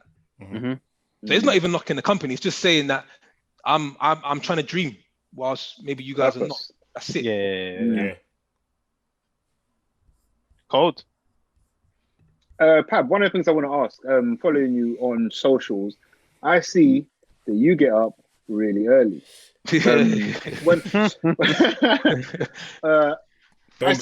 Don't believe it. I might. Come on. He records it at like 1 in the afternoon. Really. You can't fake the timestamp. The timestamp is real, dog. No, 4:30 most days, Pam. 4:30. No, I need to get back to the 4:30. It's now like 4:45, 5. But 4:30. So go on. I woke up. Starting this podcast, I was like, look at down. Pab's he's almost already done 8 hours. Like he's almost done. He's almost completed the whole day as well. But it's something I've dabbled with at times, and honestly, I've seen success with it. But what is the significance for you, and why is it like a must? You swing. You seem to like swing upwards or downwards half an hour. But what's the significance of waking up, say, before 5? Yeah, so I realized I'm a morning person. That's not everyone's a morning person, and I think it's just asking yourself, when can you basically get your best hours of work done or reading done? And so we don't really work a 9 to 5. We work a 8 till 6 or 8 till 7. That's the truth. So life would be super easy if all I did was work for this company. But I'm trying to do something on the side and get this to a certain level. So I need to find the time in the day. And I said to myself, well, there's one late in the evening. But then the reason why I didn't like that is because I'm exhausted mentally. The phone's still going off. People are still hitting me up, messaging. So you're distracted by that. And if I'm supposed to sort of get something productive done, I'm creating the worst time to do it. So for me, I was like, the world will always be sleeping from 4 till 7, always. Even if I say on this podcast, wake up at 4:30, the world is still sleeping. So it's a time where your phone will never be. I'm checking my phone even at 4:30, and no one messaging me. I'm just checking because it's a habit. So that's one thing, is there's a time space where no one's going to be messaging you, and then it's an opportunity to actually start with the things I want to lead with later on in life. So instead of starting with that email or that report from work or whatever the case may be, I want to kick off with some reading, start continue the unlearning learning process, and then tap into some property work. So at least then I've started what I'm wanting to really work on, or at least do for the long term. And the other thing to it, which is on a practical standpoint, is when you've now got a family, you need to find time. Because, and I'll be honest with you, right now, the challenge is on to create time for property, work, Yeah. and make sure I'm focused there, and then family time in the evening. Yeah. That's becoming a real challenge, because there's a difference between being a husband and being a father. It's two separate. It's one person, two separate hats. So I need Karim and Lauren time, and then I need Lauren time. So the evening, Richie doesn't work. So I need the morning. I guess because there's a why to it, it's working. And the other thing also is the public accountability. Like now you guys have seen me post 4:30. I don't wanna go to a point when I'm not posting. Fam, if I see something like that, I'm like, man. Nobody wants to look silly in front of others. So I think that's the piece that's now. If I wasn't doing the timestamping, I definitely would be waking up at random times. So how much sleep are you getting though? So I try to get into bed at 9:30, 10. Yeah. So that's the so you're sleeping good. That's the sweet spot. 6.5. Yeah. But honestly, it's like 10:30. But I guess because I'm used to waking up early, it kind of works. But it's still not ideal. So ideal, like one time I slept at 8:46. Dog, it was the best sleep ever. Yeah. I need to find a way to sleep like for me, the late shifts are a myth. Like go to bed early, like it was primary school. Sleep, and then wake up at 4:30, and then you're good to go. But yeah, until we can make this a full-time profession in property, it's gonna have to be like this. Yeah. You'll thank yourself when you're sleeping in till 12 me, o'clock Brian. and 11. And Trust me. Quick question, Pab. Go on, Rich, sorry. You said that there's a number, and you said that until you can get to this certain point. Will there be a point where you're just like, I'm good? Because I think that's often the danger with work. Always want more, innit? Watch it. Momentum. Yeah. I'm not gonna let it stop. I'm like, why would I do that? I got to keep going. And a lot of people can burn out or whatever. Do it ever come, or do you see? I'm assuming this is something you thought about. But a point where you're like, I'm good, I'm good, man. I'm waking up at 12. I'm eating breakfast in bed. I'm doing all of this stuff on a regular. Do you see that? I mean, do you want that? I guess.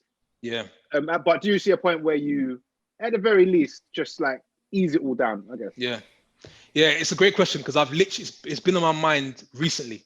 And I'm kind of coming to the conclusion of set a financial cap, don't move the goalposts.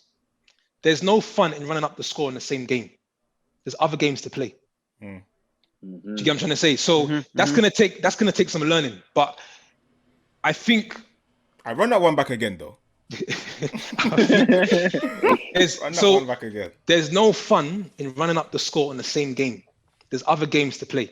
Okay. Right. So you're saying take it to the corner flag sometimes. Take it to the corner. It's an Henri thing. Yeah. I think what it is, what we have not been taught is the getting the freedom piece. The freedom is what is the piece that we're trying to secure. Right? It's not then running up the check. So I think the whole wanting more is coming from the environment that we're working in. You're working in where you're working, someone's making more. So naturally, I need to make more because that person's making more. They're wearing a certain watch or a certain car. So you're constantly being reminded more makes sense. More makes sense. But what I learned actually, so last year I was on my parental leave, and that was basically an opportunity to pilot financial freedom.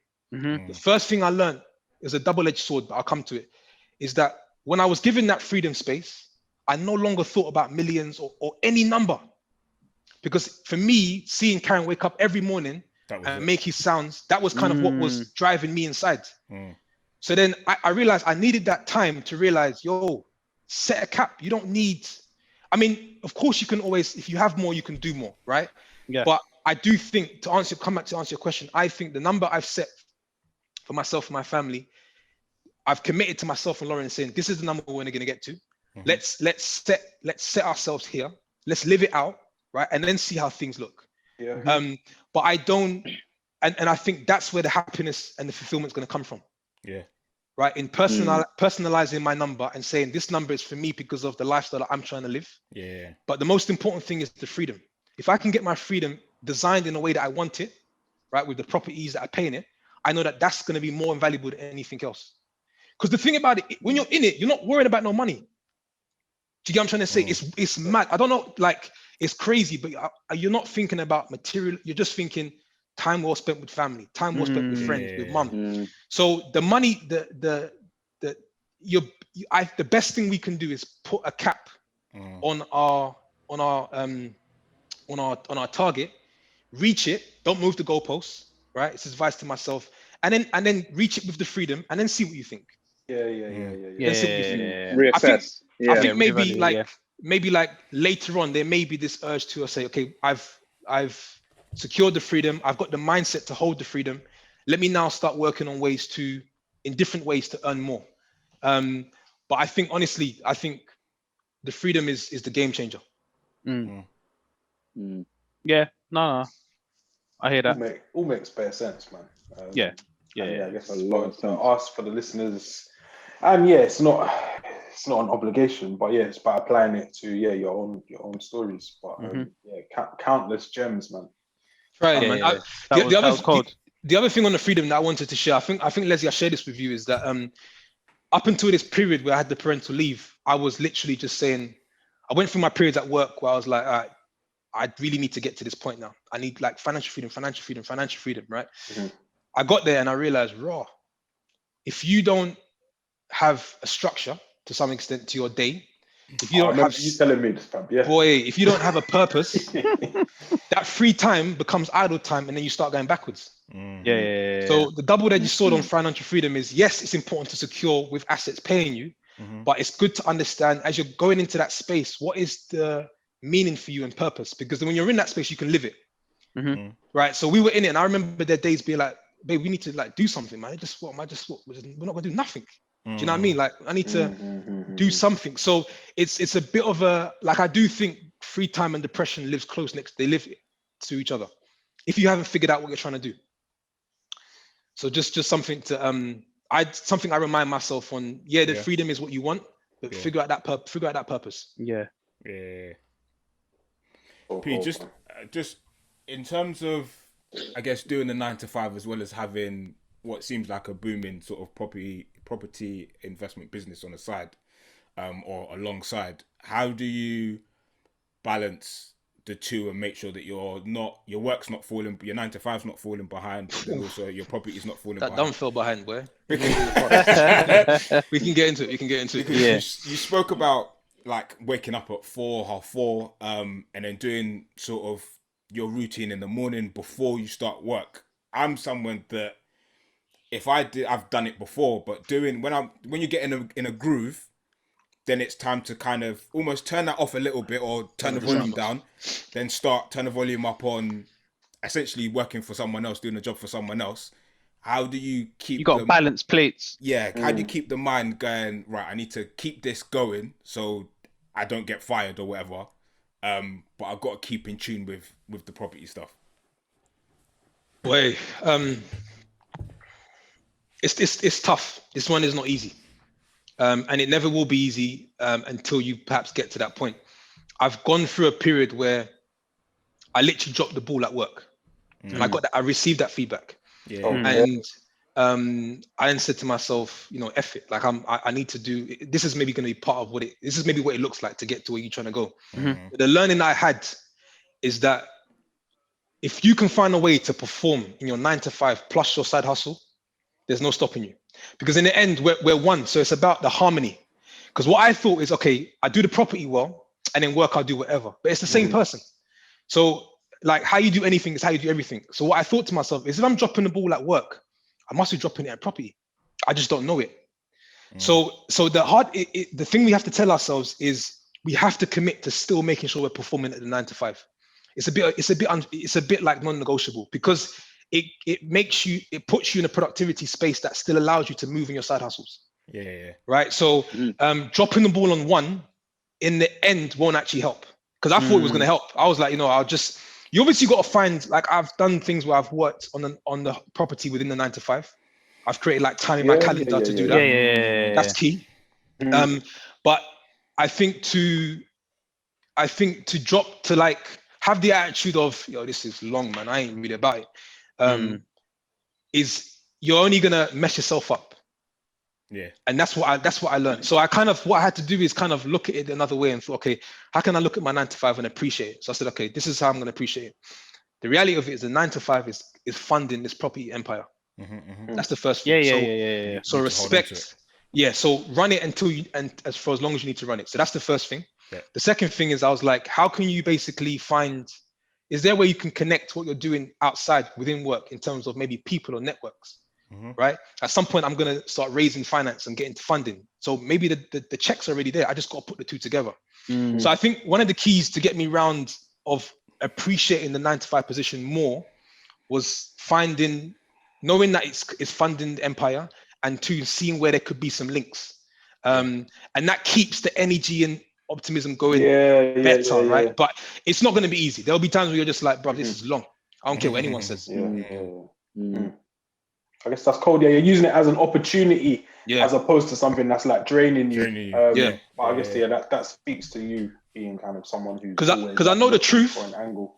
I know the truth of it. Trading time for money is the worst trade you can make, and all this. So I can either focus on that or focus on what can it do that can help with this. Yeah, take something out of it. Yeah. And then maybe with that perspective, it can help just the energy levels. So cold, man. No, man. Yeah. Very, very cold episode, bro. Could be here for like hours and hours and hours. Time. Run it, bro. I don't know how long. If you got a cap, I'm cool. I'm natural cap. We got a time cap. No, we can go forever. But if Mandem ain't got nothing else to say. One last thing from me is, I guess, on you running this empire and running it from abroad, like a true mogul. You say trying systems in place, and you don't need to touch anything. There's people, your builders, your contractors. You've never met them. So I guess speak to the power of having good systems in place, and I guess a good. Yeah, good question. Yeah, systems and stuff. You need it to basically build anything. So we grew up in a space where it was like you just do everything yourself, and you kind of get used to doing that. But that would jam you up, and it doesn't work when you're trying to build something. So it's this seeking for recommendations. That's one of the biggest ways to sort of get the best people on board. And then realizing that a metric is the more I'm paying people, then the more we're growing, right? So it's letting go of that money, saying, okay, I'm going to pay you to do a job that I wouldn't do. I'm not going to fly in and view the property. You can view it. Just give me the feedback, right? So this wouldn't be possible without putting some trust in people for them to go and do it. And sometimes I think to myself, would my builders really going to travel from Manchester to Sheffield, and that these guys would do it, man. You know, if you're giving people work, they'll take it. It's just now I'm thinking about how do I basically pay more people to do jobs, and how do I then start building even more systems? Because it's also, I talk a lot about the passive income every month. I also want a passive investment system. Do you get what I'm trying to say? So even the way that we're acquiring properties, I don't want to be having to put in like sweat. Groundwork. You don't want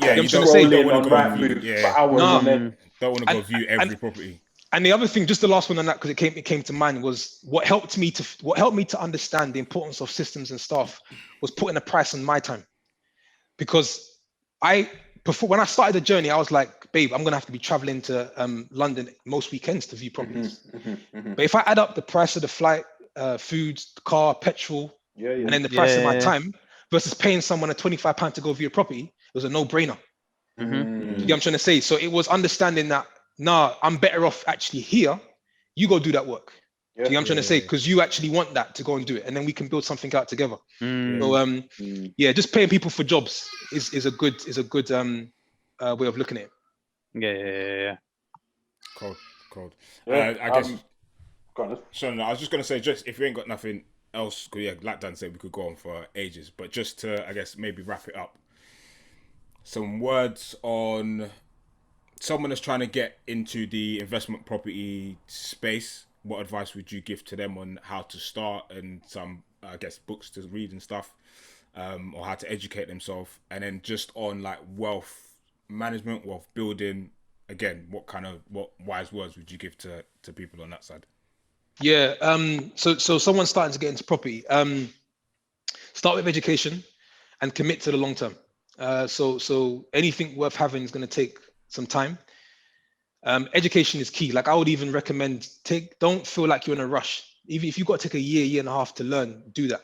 Because that's the whole learning piece. In terms of books, I would tap into Progressive Properties. They've got some good material. Property Magic by Simon. You've actually got Your Property Magazine. It's a monthly subscription, good case studies on there. This is the stuff that will help you to sort of start to figure out, okay, maybe where do I want to start and why do I want to start in that area? And of course, YouTube has got a ton of stuff, right? So that I would also say commit, like decide. We don't necessarily talk enough about like making a decision. You don't just fall into wealth. You've got to like say, I want to be wealthy for the reasons that I'm mentioning. And then for the wealth piece, why wealth is important? Because wealth is measured in time, not in money, right? And we need to get to a place where we are controlling our time, because that is actually the denominator for happiness. And then with that, you can actually go on to sort of, I think, create more meaning, more purpose, and wealth gives you that.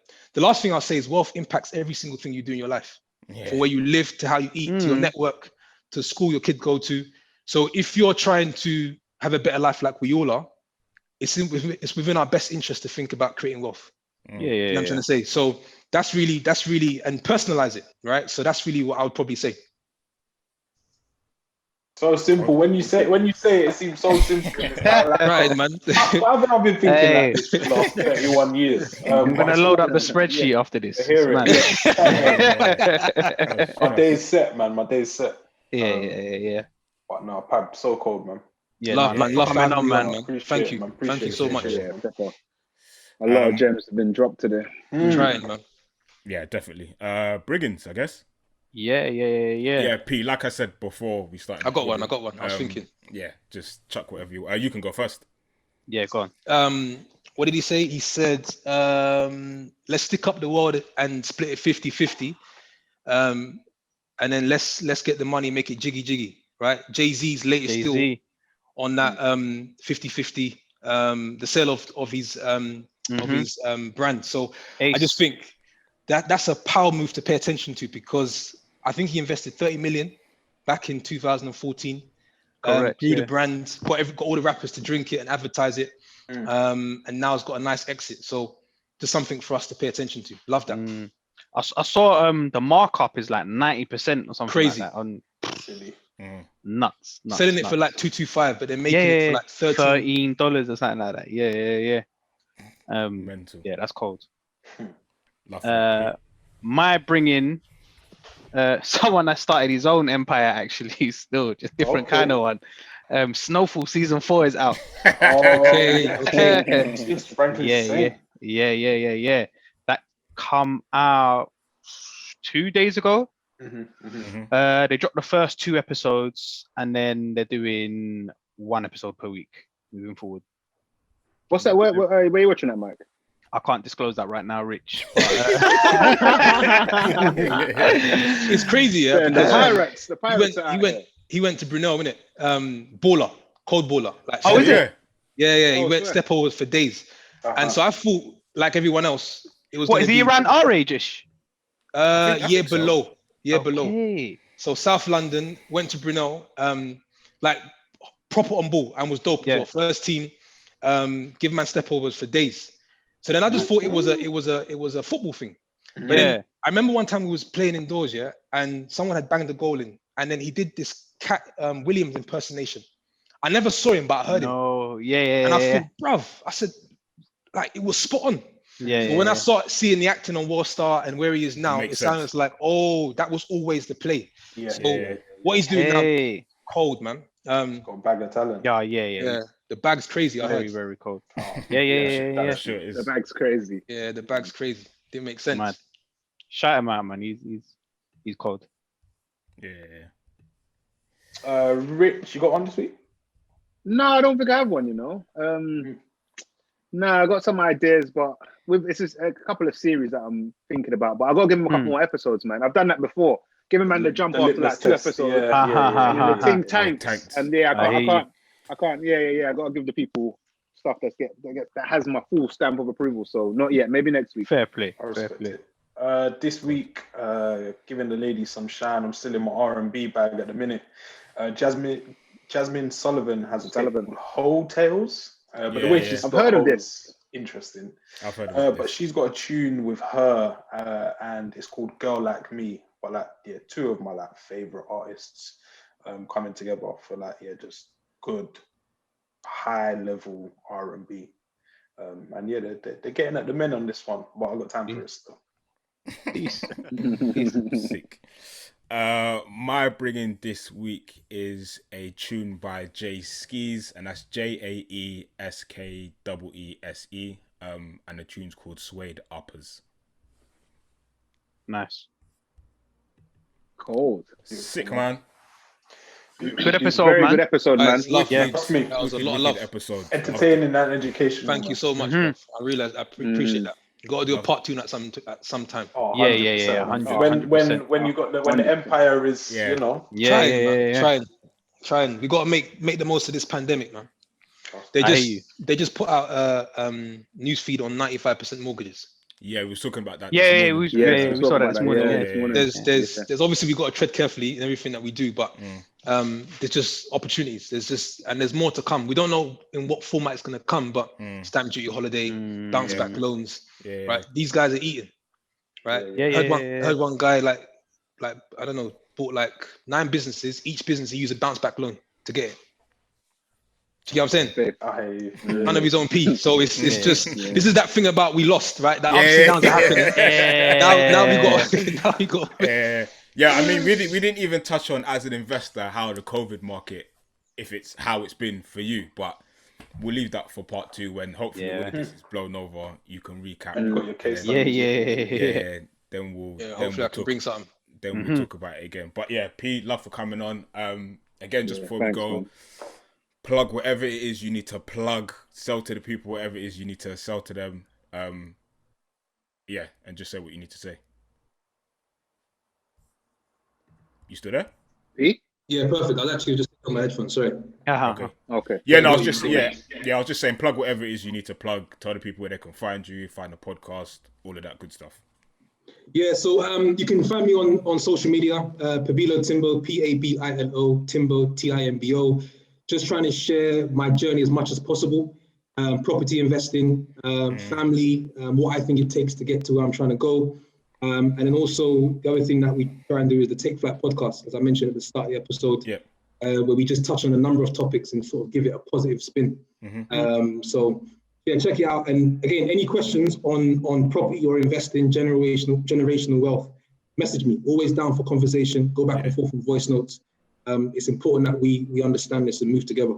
Yeah. And Pabs, I like Pab's page because he breaks down numbers. A lot of pages you just it's just flip this, do this, invest in this, but they don't really break down what the numbers might look like. The raw figures, man. Exactly. Yeah, the one I got coming up next, I think my best one because it's on the first deal. Okay. When I know I didn't go through the numbers here, but I like break everything down and share what it's done over the 5 years, that wealth piece. So when's that dropping? I'm taking my time on that, but that one should be received well. When's that coming out, Pab? Trying this, I was trying to put it out for Sunday. Recorded yesterday. It was a number of takes, but I'm getting it out in a couple of days. Okay. Cool. So yeah, by the time we drop this, if it ain't dropped yet, it'll be coming soon. Yeah. Give Pabs a follow, man. For sure. Thank Again, that was a lot of fun. Yeah, man. Yes, man. And again, listeners, don't forget 20% off at Manscaped. Use the code Mandem20. 20% off. Free shipping. Smooth testicles. Deodorant. Lawnmower 3.0. Toner. Lights. Camera. Yeah. Easy on the camera in action, but. And on that note, it's the Mandem podcast. Keep it locked.